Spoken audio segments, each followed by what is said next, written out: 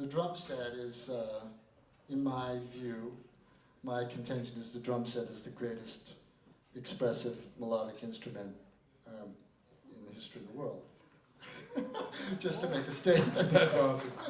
You know, so, you know, the drum set, just to, you know, quickly, is a very odd instrument. It's one of the oddest instruments in the world because it's an instrument that's made up of other instruments.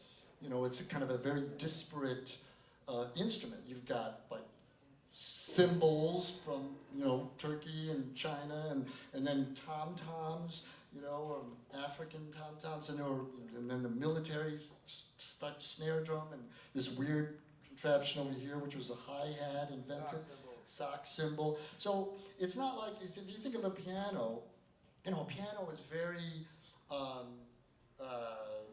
kind of, you know, it's very even. Like each note sort of is the same. It's a different pitch, but, you know, it rings the same. The way you hit it is kind of the same. You know, it's all very. But the drum set, of course, is completely, you know, it's crazy. It's kind of, it's an instrument that should never probably have been made, and indeed it was only made. It wasn't invented. It wasn't invented like the piano or invented like the saxophone. It was invented by the musicians themselves. All the drummers of the 20th century who played it, and it became one instrument through the repertoire. And there's very few instruments like that in the world. And if you think about it also, every drummer can personalize their instrument in their own way. I mean, you can't personalize a piano, really. I mean, I'd like to add 2 E flats, you know, or, I mean, the space between the B and the C is too short for me. I want to, you know, forget it, right? It is what it is. But the drum set, if I wanted to have 100 cymbals up here, and I asked you, what is this instrument? You would say a drum set. If I had 1 cymbal, you would say a drum set. If I had 1 tom-tom, you'd say a drum set. If I had 100 tom-toms, you'd say a drum set. They're all drum sets. So the drummer can decide what kind of how many tom-toms, how many instruments he has, how many sounds he has. Also, what type of sounds. Well, I want this kind of cymbal. I want a big cymbal, I want a small cymbal, I want a high cymbal, I want a low cymbal. All right? Also, how to tune them. You know, the piano is tuned pretty much one way, unless you're, you know, doing microtonal music or things like that. But the drums are tuned by the individual musician, and also placed wherever the individual musician. So there's a great deal of flexibility with the instrument. But I say that it's one of the greatest melodic instruments in the world because precisely, and this kind of goes back to what I was saying before about music in general, precisely because of its abstract nature.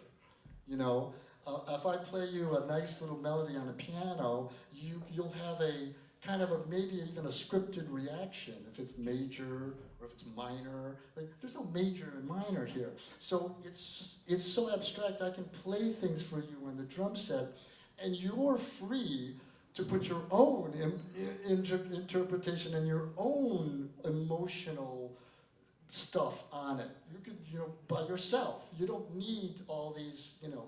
So I love that about the drum set. It's just, the drum set to me is infinite. It kills me every day. I'm finally maybe understanding it a little bit, you know. Took all this time. It's like I look at it and I go, oh my God, I'm just scratching the surface. So in my solo show, I wanted to celebrate the history of the drum set, meaning it was separate instruments that came together into one instrument.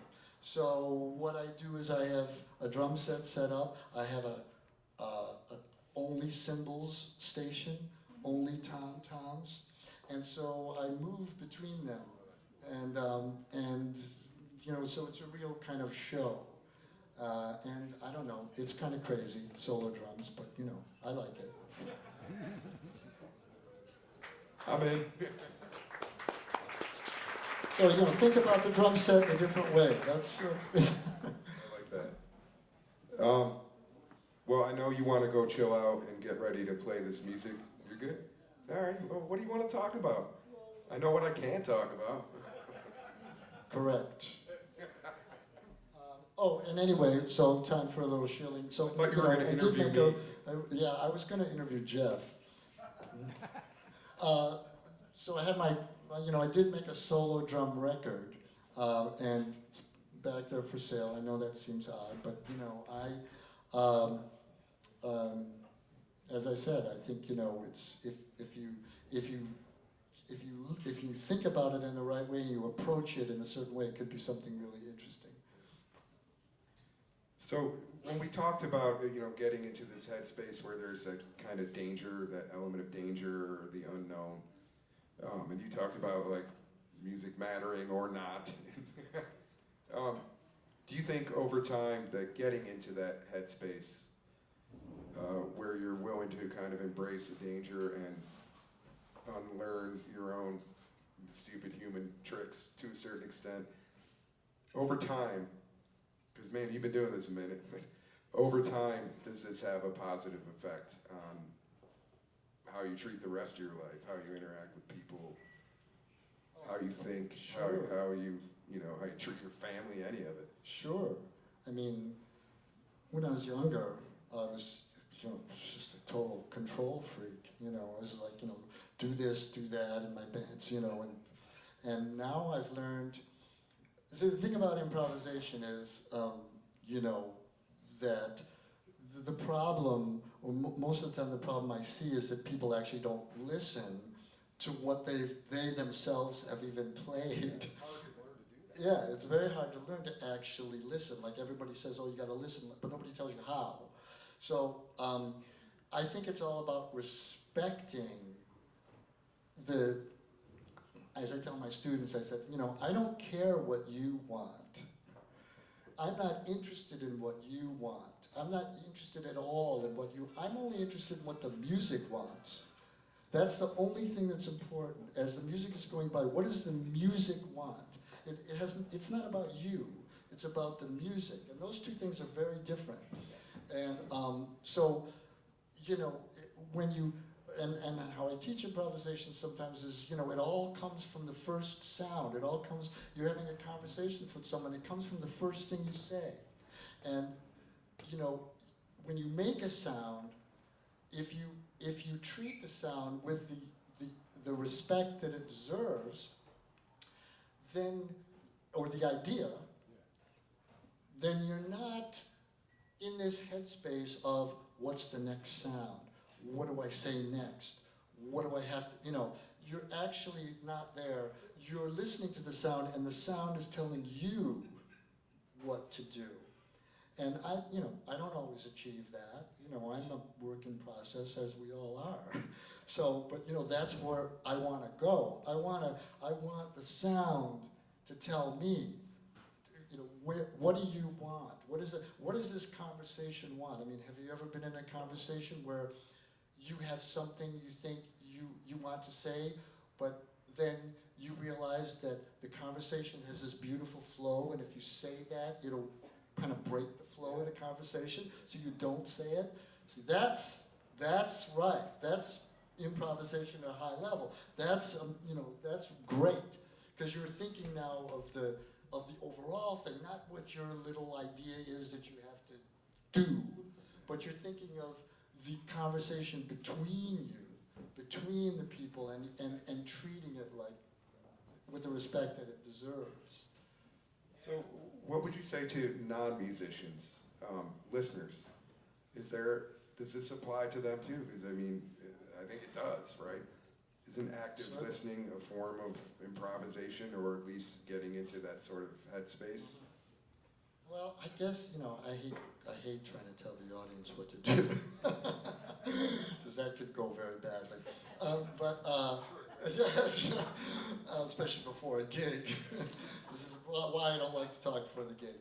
But I mean, I can only say what I do, before if I'm listening to music, I really try to I really try to not feel like the music has to match my furniture, you know. Like I don't want to go to a concert so I have like, you know, so it matches my green couch.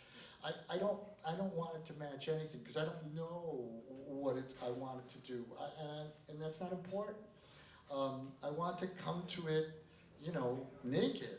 I just want to come to it with no idea of what it is. And I go to weirdo theater a lot in New York because why? You know, my wife takes me there, and I love it because she's a theater artist, novelist, polymath. She's beyond me, and but I love going there because I don't know what's going on. In music, a lot of times I kind of know what's going on, but it's great. Like I'm at sea, and this is what I think I would bring to audiences. Like if you're at sea, if you don't know what's going on, if you can't figure it out, you know, in the moment, if you're just perplexed, that's the greatest thing ever. You know, that's where you want to be, in the middle of the ocean. Look, you don't know, because that's when you discover something about yourself, and only then. If you already know it, you know, I often say, you know, don't close the circle. You know, in an improvisation, you draw a circle, and then, you know, you always ask, you never answer, because as soon as you answer, as soon as the circle is closed, you're done. That's the end, and you don't move anywhere. That's really well said. All right, well, anything else you want to talk about? No, We're good. And this was like pulling teeth for him, but I think, ladies and gentlemen, let's hear it for Bobby Previte. He didn't want to do that, and yet he did it very well.